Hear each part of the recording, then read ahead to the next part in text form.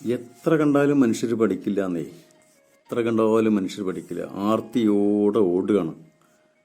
എവിടേക്കാണ് ഈ ഓട്ടം എന്നൊരു പിടിയില്ല. അവസാനം ചത്ത് മണ്ണടിയും എവിടെയെങ്കിലും കിടന്നിട്ട്. ഈ വാർത്തയാണ് എനിക്കിത് പറയാൻ പ്രേരിതമായത്. കെനിയൻ്റെ മുൻ പ്രധാനമന്ത്രി, ആലോചിച്ച് നോക്കണം, കെനിയയുടെ മുൻ പ്രധാനമന്ത്രിയായിരുന്ന മനുഷ്യനാണ് ഇവിടെ കൂത്താട്ടുകുളത്തിൽ വന്ന് അന്തരിച്ചത്. 2008 മുതൽ 2013 വരെ അദ്ദേഹം കെനിയയുടെ പ്രധാനമന്ത്രിയായിരുന്നു. കുറേ കാലം പ്രതിപക്ഷ നേതാവായിരുന്നു.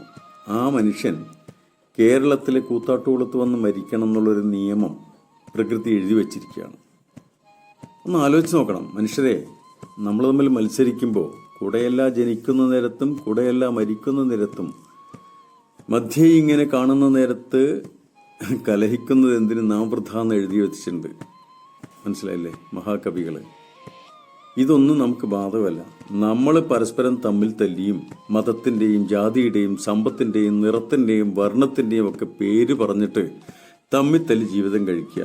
ഏതെങ്കിലും പദച്ചാലിൽ കിടന്ന് മരിക്കുമ്പോൾ വല്ല നായ്ക്കും നരിക്കും വേണ്ടാത്ത രീതിയിൽ നമ്മൾ ഉപേക്ഷിക്കപ്പെടും.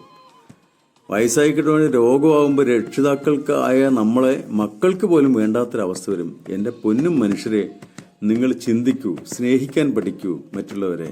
യാതൊരു പരദൂഷണവും അല്ലെങ്കിൽ അസൂയയും കുരുഷ്ടമില്ലാതെ നല്ല ജീവിതത്തിലേക്ക് നിങ്ങളുടെ മനസ്സുകൾ നയിക്കപ്പെടട്ടെ എന്ന് ഓർമ്മിപ്പിക്കാനാണ് കെനിയൻ മുൻ പ്രധാനമന്ത്രിയുടെ കാര്യം ഞാനിവിടെ സൂചിപ്പിച്ചത്.